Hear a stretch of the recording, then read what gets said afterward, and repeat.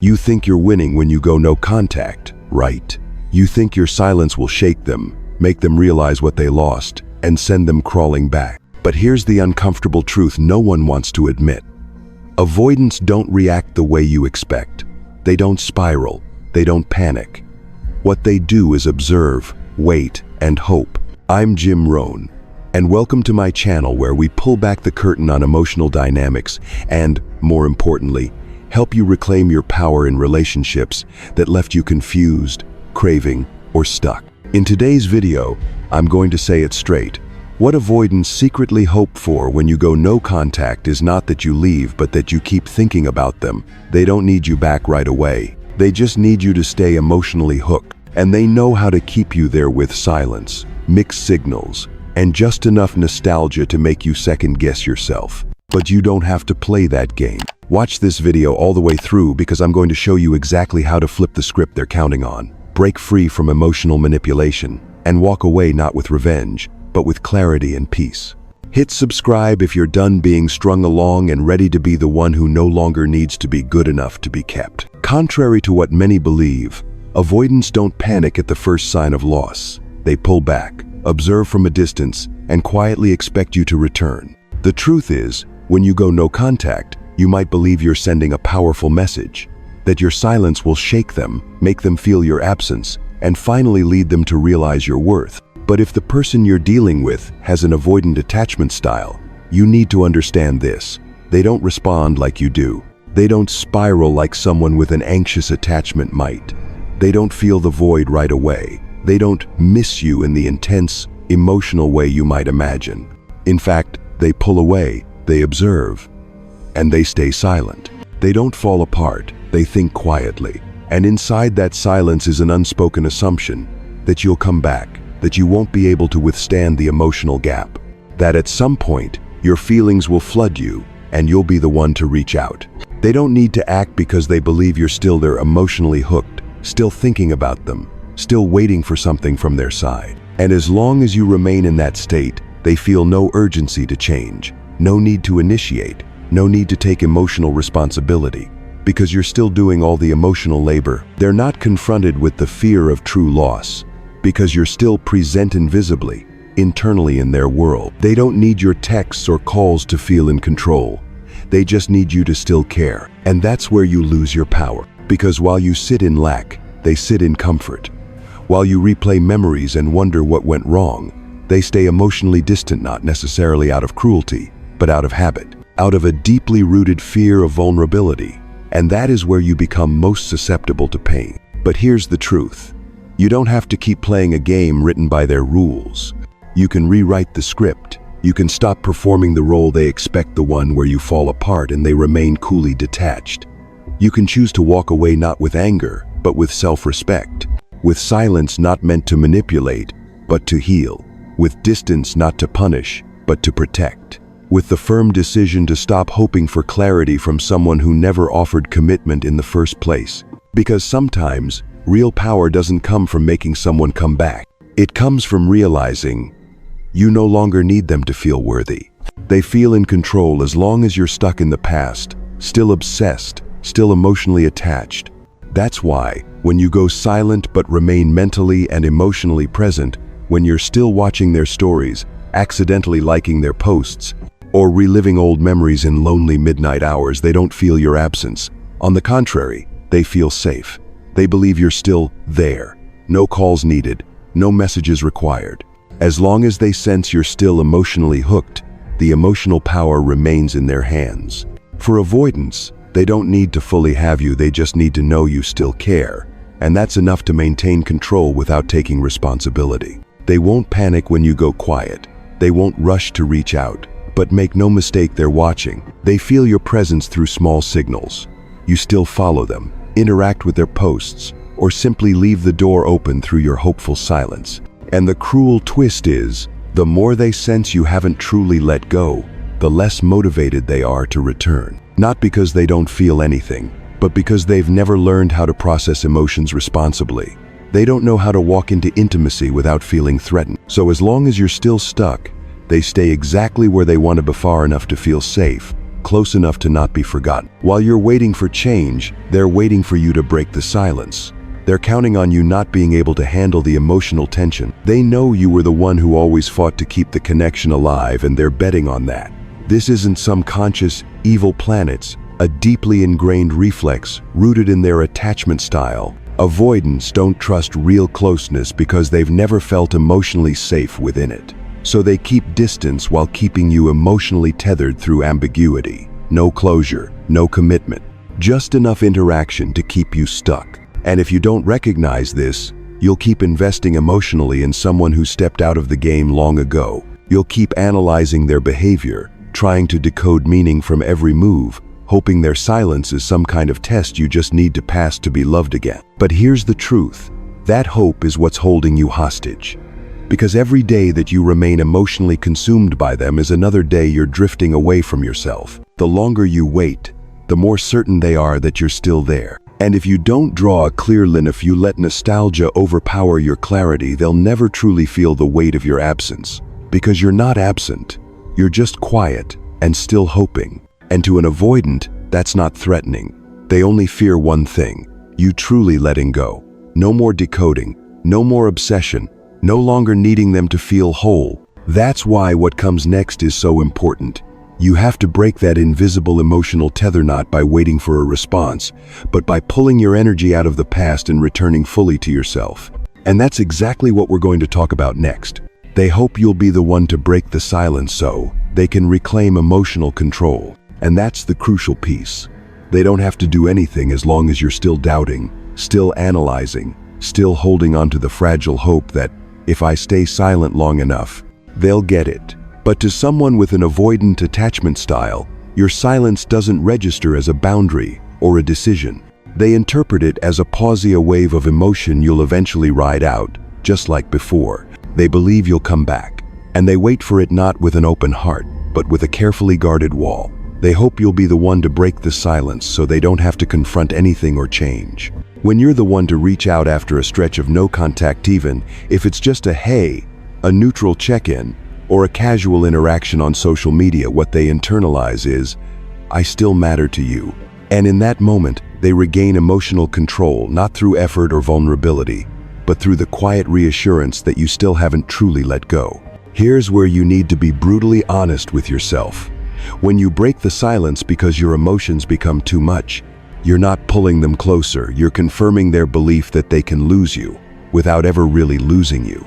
They don't have to move forward. They don't have to confront what they feel. They don't have to break their avoidant patterns, because you've just returned, not physically, but emotionally surrendered. And once again, they are spared the pain of actual loss. All they need is the slightest hint that you're still emotionally orbiting them, and that's enough for them to stay right where they are, emotionally distant, comfortably detached, unmotivated to evolve. The very moment you believe that sending a message might bring clarity, they interpret it as proof that you're still hooked. And just like that, the cycle resets. You wait for a response, they go silent, you get anxious, and you end up reaching out again, falling right back into the same dynamic where your emotional energy fuels the entire connection. That's how emotional power gets lost. Not because you're weak, but because you didn't see the unconscious script they've been playing all along. And now, you have to ask yourself the hard question. If I'm always the one reaching out, making peace, stepping back in first, am I truly loving them, or am I trading away my self-respect? The answer becomes painfully clear when you sit with it long enough. You're not seeking love anymore. You're seeking relief from emotional discomfort. But real love doesn't require you to chase it, especially not at the cost of your dignity. In the next part, we'll break down how to stop this cycle of emotional obsession and reorient your energy from waiting to healing. Because the truth is, you don't need anyone to validate your worth. You only need to claim it for yourself and start living like it every day. They don't need to apologize or offer real change, just breadcrumbs, tiny gestures like likes or vague texts to keep you emotionally hooked. This is the tactic many avoidants use, often unconsciously. Breadcrumbs. Little emotional crumbs, just enough to keep you from walking away completely, but never enough to make you feel fully secure. It could be a random, hey, how have you been? A heart on your story, a vague comment, or just the sudden reappearance of their name in your notifications after weeks of silence. These small actions, to you, feel like hope, but to them, it's strategy keeping you suspended in ambiguity, where there's no clarity, no progress, no commitment. They don't need to apologize. They don't need to take responsibility. They don't need to change. As long as you're still responding, still thinking about them, they still control the emotional tempo of the connection. And that's the most dangerous part. They're using your own desire for connection to keep their distance. For someone who's healing, this is the most fragile stage. You're just starting to find your balance, just starting to feel grounded, and suddenly, they send a signal. Your heart skips. You wonder, have they changed? Is this a second chance? Maybe I gave up too soon? But you forget one vital truth. If they truly wanted to reconnect with intention, they wouldn't send vague signals. They would show up clearly with real words and consistent actions. Avoidants rarely do that, because clarity requires courage. And courage means touching the very vulnerability they've spent years avoiding. It means acknowledging feelings, risking rejection, letting go of their armor. Instead, they opt for the safer route. Drop a signal, observe your reaction, and if you engage, they know they're still in your mind. Then they pull back. Not to build anything real, but to ensure they haven't lost access to you emotionally. You're not weak for hurting when you receive those breadcrumbs. You're not broken for feeling shaken. But what you must remember is this. Every time you respond with hope, you're handing more emotional power to someone who hasn't shown they're ready to love you fully. And that needs to stop. Not out of bitterness, but out of awareness. Every time you get a vague signal, ask yourself, does this bring me clarity or just keep me spinning? If the answer is confusion, then you know this isn't real connection. This is emotional control disguised as care. In the next section, we'll explore how to build emotional stability from within so that these breadcrumbs no longer shake you and you can fully break free from the manipulation loop. Because you deserve more than fragments from someone who wants to keep you close but never close enough. No contact only works when you're not just silent on the outside but emotionally detached on the inside. That means no longer hoping they'll come back. Because here's the truth. Staying silent while still hoping, still watching their every move, still praying they'll wake up and come back. That's not letting go. That's just postponing the pain. And avoidance can sense that not through words, but through energy. They can feel when you're still emotionally present. They know when you're still attached, still waiting. And it's that invisible tether they rely on to maintain emotional control without ever truly showing up. This is why no contact cannot just be a tactic, it has to be a decision that starts from within. I'm done waiting. I don't need closure from someone who avoided me. I'm no longer draining myself to fill the space they left behind. That's when the shift begins, when you stop making them the center of your healing and place yourself at the center instead. You can't fully heal if the door remains cracked open for someone who hurt you to return unchanged. You can't reclaim your emotional power if you're still thinking, if only they realize, maybe everything will finally work. You change not when they come back, but when you no longer need them to come back in order to feel whole. Real letting go doesn't happen in one bold decision. It happens through small daily choices. Every time you resist the urge to check their social media, every time you bring your focus back to yourself instead of trying to decode their mixed signals, every time you tell yourself, I don't need another sign, I need clarity, and if I don't get it, I walk. That's how you begin reclaiming yourself, piece by piece. Not with dramatic moves, but with consistent self-loyalty. And one day, you'll wake up and realize you feel lighter, not because they return, but because you fully pulled your energy out of that connection. No more torment, no more secret hope, no more reason to wait. And that's when the avoidant begins to feel the real loss. But by then, something powerful has shifted. You no longer need them, because what you've always needed wasn't them, it was peace. It was a sense of safety within yourself. It was love that didn't make you question your own worth. What avoidants don't expect is this. Not only did you go silent, you came home to yourself. You stopped living with them in your thoughts. You stopped mentioning them in every conversation. You removed the pedestal they never had the strength to stand on. And suddenly, you saw what they had kept you from seeing. Friends who were always there. Passions you once abandoned. Dreams you postponed to prioritize someone who never prioritized you. That's when no contact transforms from a tool into a turning point.